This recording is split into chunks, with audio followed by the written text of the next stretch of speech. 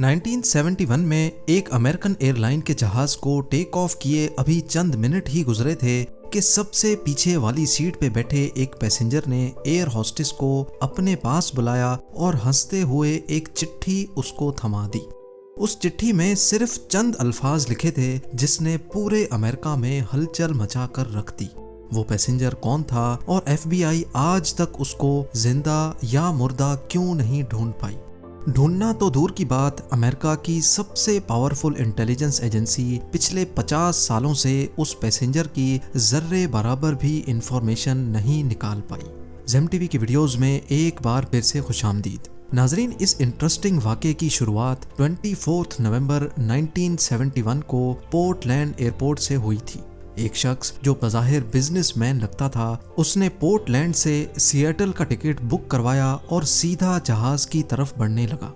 तब अमेरिका में domestic flights पर किसी किस्म की भी कोई सख्ती नहीं हुआ करती थी। ना ही पैसेंजर्स का सामान चेक किया जाता था और ना ही उनकी आइडेंटिटी वेरिफिकेशन की जाती थी। ये नॉर्थ वेस्ट ओरिएंट एयरलाइन का जहाज बोइंग 727 था, जिसको सिर्फ 45 मिनटों में पोर्टलैंड से सिएटल तक पहुंचना था।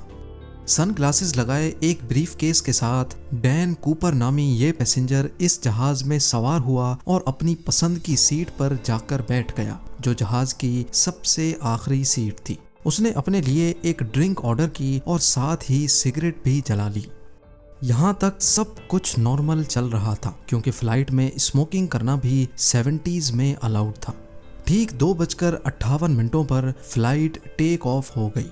टेक ऑफ होते ही डैन कूपर पीछे मुड़ा और पास में बैठी एयर होस्टेस को हंसते हुए एक एनवलप थमा दिया। एयर होस्टेस, जिसका नाम फ्लोरेंस शॉफनर था, उसने जब वो चिट्ठी पढ़ी तो जैसे उसके पैरों तले जमीन ही खिसक गई।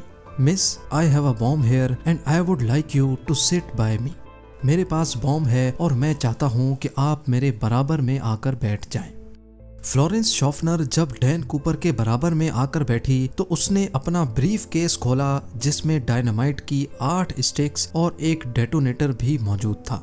इन शॉर्ट, जहाज हाईजैक हो चुका था और डैन कूपर की टोटल 3 डिमांड्स थी। उसको 5 बजे से पहले पहले $2 लाख कैश, 2 पैराशूट के पेयर्स और सिएटल एयरपोर्ट पर एक रीफ्यूलिंग ट्रक रेडी चाहिए था। अपनी डिमांड्स के आखिर में उसने फ्लोरेंस शॉफनर को इनडायरेक्टली ये भी बोला कि अगर कोई गलती हुई तो मैं बॉम्ब फाड़ दूंगा। डैन कूपर के अलावा इस जहाज में 35 पैसेंजर्स थे, जिनको पीछे जहाज में होने वाले इस वाक़े का बिल्कुल भी इल्म नहीं था।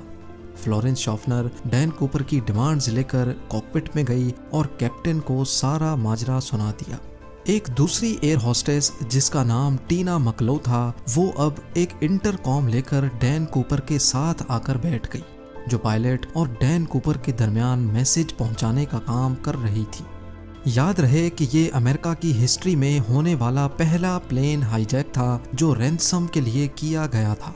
इसी वजह से लोकल अथॉरिटीज और FBI ने फैसला किया कि हाईजैकर की सारी डिमांड्स पूरी की जाएं। जाहिर है अथॉरिटीज को भी मालूम था कि डैन कूपर उनसे भागकर ज्यादा दूर नहीं जा पाएगा। फ्लाइट, जिसको सिर्फ 45 मिनटों में ही सिएटल में लैंड करना था, वो अब अगले 1.5 घंटे तक एयरपोर्ट के गिर्द गर्दिश करती रही और बकाया 35 पैसेंजर्स जो इस सारे वाक़े से बिल्कुल बेखबर थे, उनको बताया गया कि टेक्निकल डिफिकल्टी की वजह से प्लेन की लैंडिंग में दुश्वारी हो रही है। इस दौरान सिएटल नेशनल बैंक से $20 के 10,000 नोट इकट्ठे किए गए, जिनके सीरियल नंबर्स नोट कर लिए गए थे, और एक करीबी स्काई डाइविंग क्लब से 2 पैराशूट की जोड़ियां भी अरेंज की गई। 5:45 पे जहाज को लैंड कराया गया और वादे के मुताबिक डैन कूपर को पैसों से भरा एक बैग और 2 पैराशूट के पेयर्स फराहम किए गए। साथ ही साथ जहाज को रीफ्यूल भी कर दिया गया। अपनी मांगें पूरी करवाने के बाद डैन कूपर ने 35 पैसेंजर्स और 2 फ्लाइट क्रू को जहाज से उतरने की परमिशन दे दी, जबकि पायलट्स और 2 फ्लाइट क्रू को जहाज में रहने का ही कहा। इस वक्त रात हो चुकी थी और जहाज एक बार फिर से टेक ऑफ कर गया। डैन कूपर ने अपने साथ बैठी टीना मकलो के जरिए पायलट को कुछ खास इंस्ट्रक्शंस भेजी। वो चाहता था कि जहाज के लैंडिंग गियर्स और फ्लैप्स खुले रहें, एल्टीट्यूड 10,000 फीट हो, स्पीड 320 किलोमीटर पर आवर और जहाज को सीधा मेक्सिको सिटी लेकर जाया जाए। पायलट ने बाकी तमाम डिमांड्स तो पूरी कर दी, लेकिन जहाज को सीधा मेक्सिको सिटी लेकर जाना फ्यूल की वजह से पॉसिबल नहीं था। लिहाजा पायलट ने डैन कूपर को रीफ्यूलिंग के लिए 2 ऑप्शंस दिए, रीनो या फिर फिनिक्स। डैन कूपर रीनो पर राजी हो गया। दूसरी तरफ लोकल और फेडरल अथॉरिटीज भी अपना काम कर रही थी। 2 फाइटर जेट्स को जहाज के पीछे रवाना किया गया, लेकिन वो इतनी स्लो स्पीड मेंटेन नहीं कर पा रहे थे। इसी वजह से उन्होंने जहाज के गिर्द चक्कर लगाना शुरू कर दिया। रात के अंधेरे में जहाज रीनो की तरफ रवां दवां था। इतने में डैन कूपर ने पास बैठी टीना मकलो को कॉकपिट में जाने का कहा, जहां 2 पायलट्स और 1 फ्लाइट अटेंडेंट मौजूद थी। जब टीना कॉकपिट का दरवाजा बंद करने के लिए पलटी तो उसने आखिरी बार सिर्फ इतना देखा कि डैन कूपर अपनी कमर पर कुछ बांध रहा था। उसके बाद जहाज की सीढ़ियां खुली और डैन कूपर ने वहां से छलांग लगा ली। इसके बाद जो कुछ भी हुआ पिछले 50 सालों से, उसको आज तक डिस्कस किया जा रहा है। 3 घंटों के बाद जब जहाज रीनो में लैंड हुआ तो पूरे जहाज को अच्छी तरह चेक किया गया, लेकिन जहाज में ना ही कूपर था और ना ही कोई बॉम्ब मिल सका। ना सिर्फ जहाज में, बल्कि इस वाक़े के बाद डैन कूपर का कहीं कोई अता पता ना चल सका, ना ही जिंदा और ना ही मुर्दा। आखिर डैन कूपर कौन था और पूरे अमेरिका की आंखों को धोखा देकर वो कहां चला गया? ये case federal bureau of investigation का वो केस है जिसको आज तक बंद नहीं किया गया। डैन कूपर को किसी ने प्लेन से जंप करते तो नहीं देखा था, लेकिन स्टेयर केस खुला रह जाने की वजह से यह बात क्लियर थी कि उसने सिएटल और रीनो के बीच में ही कहीं छलांग लगा ली थी। FBI ने जहाज पे सबूत तलाश करना शुरू कर दिए, लेकिन बदकिस्मती से उनको सिर्फ कूपर की टाई, 8 सिगरेट बट्स और 2 में से 1 पैराशूट मिला जो कूपर पीछे छोड़ गया था। हत्ता कि किसी के पास उसकी कोई फोटो तक नहीं थी। पैसेंजर्स और क्रू से इंटरव्यू लेने के बाद डैन कूपर के होलिये के हिसाब से उसका स्केच बनवाया गया। इससे पहले कि डैन कूपर को सिएटल और रीनो के बीच में तलाश किया जाता, FBI को ये जानना था कि उसने एग्जैक्टली कौन सी जगह पर प्लेन से जंप किया था। ये जानना ज्यादा मुश्किल नहीं था क्योंकि जहाज ऑटो पायलट पे था, यानी जिस पाथ पर जहाज फ्लाई कर रहा था वो ऑलरेडी रिकॉर्डेड था। जहाज की स्पीड और एल्टीट्यूड तो पहले से मालूम था ही, साथ साथ फ्लाइट रिकॉर्डर की मदद से मालूम पड़ा कि जहाज का स्टेयर केस 8:10 पे खुला था। इन तमाम इंफॉर्मेशन की बेसिस पे डैन कूपर की ड्रॉप लोकेशन का अंदाजा लगाकर एक सर्च एरिया डिफाइन किया गया। ये 45 स्क्वायर किलोमीटर का एरिया घने जंगलात और पहाड़ों से घिरा हुआ है। एरियल टीम और लैंड सर्च टीम ने इस पूरे एरिया का चप्पा चप्पा छान लिया, लेकिन ना कूपर का कोई नामो निशान मिला और ना ही कोई ब्रीफ केस मिला या फिर पैसे। हत्ता कि इस पूरे एरिया में इतनी शदीद सर्दी थी कि सबको यही लगा कि डैन कूपर मर गया होगा, लेकिन उसके बाद जो हुआ वो FBI के वहमो गुमान में भी नहीं था। अमेरिकन हिस्ट्री में पहली बार FBI ने इस केस के लिए पब्लिक से हेल्प लेना शुरू कर दी।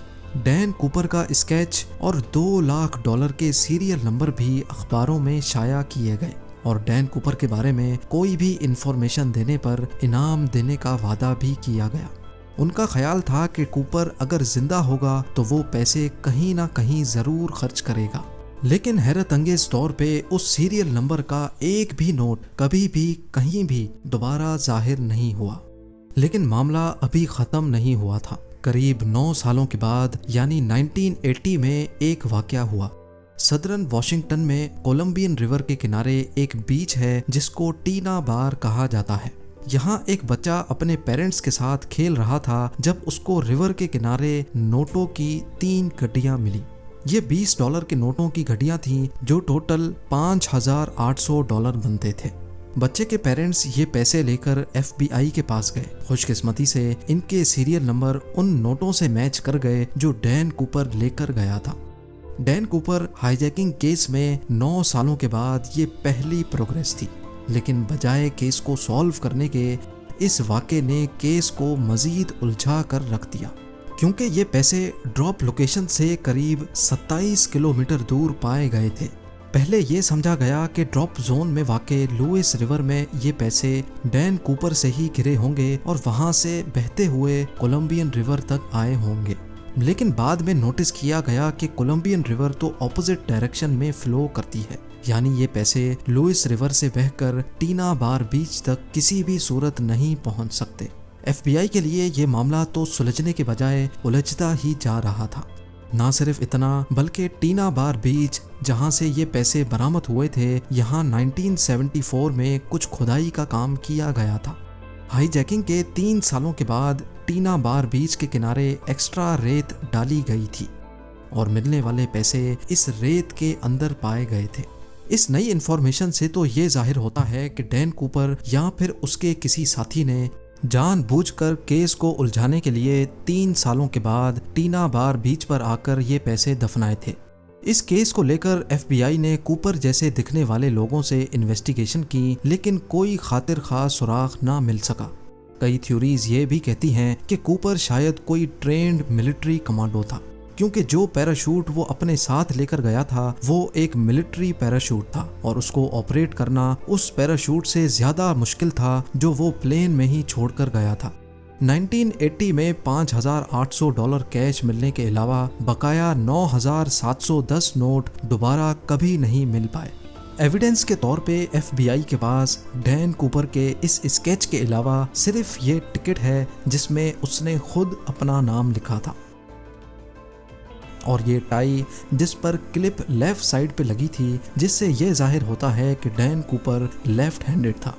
इस केस ने FBI को पिछले 50 सालों से सवालों में उलझा कर रखा है। आज भी FBI की वेबसाइट पर इस केस की तमाम डिटेल्स मौजूद हैं और इस केस की फाइल आज भी खुली हुई है। उम्मीद है ज़ेम टीवी की ये वीडियो भी आप लोग भरपूर लाइक और शेयर करेंगे। आप लोगों के प्यार भरे कमेंट्स का बेहद शुक्रिया। मिलते हैं अगली शानदार वीडियो में।